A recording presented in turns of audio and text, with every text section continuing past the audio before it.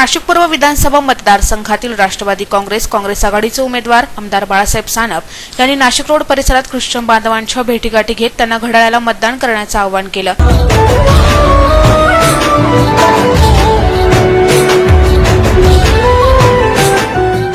Christian समाज बांधवांनी आमदार सानप निवडून येतील हा विश्वास व्यक्त केला। आज आम्ही जे काही आमची मागणी आहे ख्रिस्ती समाजाची की नाशिक रोड वासियांना जेवढं काय ख्रिस्ती समाज आहे एवढा मोठ्या प्रमाणात 10-15 हजार लोकांचा जो काही इथे जनसमुदाय आहे तर त्याच्यासाठी कब्रस्तान नाही आहे। आम्ही आमची जी मागणी आहे त्यांना विनंती केलेली आहे की सर आमची मागणी पूर्ण करा आणि त्यांनी आम्हाला सांगितलं आहे की मी निश्चित तुमची मागणी पूर्ण करेल आणि आमचं सर्वांचं आम्हाला खात्री आहे की ते बहुमताने निश्चित निवडून येतील। आम्ही सानप सरांना भेटलो आणि त्यांच्याशी भेटून आणि पूर्वीपासूनच आम्ही ओळखतो की ते एक धडाडीचे उमेदवार आहेत आणि आम्हाला माहिती आहे की ह्यावर्षी आमचं जो वोटिंगबद्दल सहभाग असणार तो असणार आणि त्यांनाच आम्ही घड्याळालाच विजय करून आणणार आहोत। यांनी बरंच काही आम्हाला पहिल्यापासून सहकार्य केलेलं आहे, तर यांनाच तुम्ही सगळ्यांनी वोट देऊन निवडून द्यावे।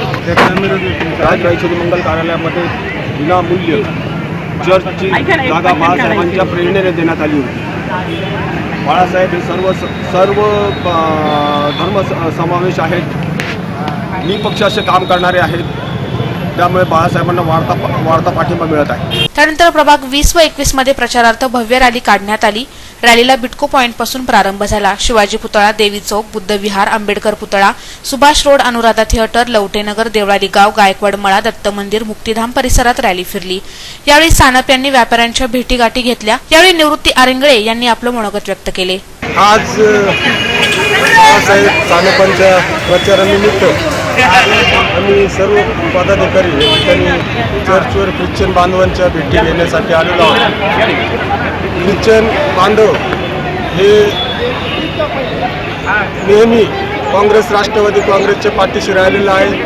या ठिकाणी मी नगरसेवक असताना सातत्याने आमच्या बरोबर ते राहिलेले आहे। राष्ट्रवादी काँग्रेसचे उमेदवार बाळासाहेब सानप यांना निवडून द्यावं, आपली निशाणी आहे घड्याळ। आमदार बाळासाहेब सानप यांनी मतदारांना आवाहन केले। या रॅलीला महायुतीचे पदाधिकारी कार्यकर्ते मोठ्या संख्येने सहभागी झाले होते।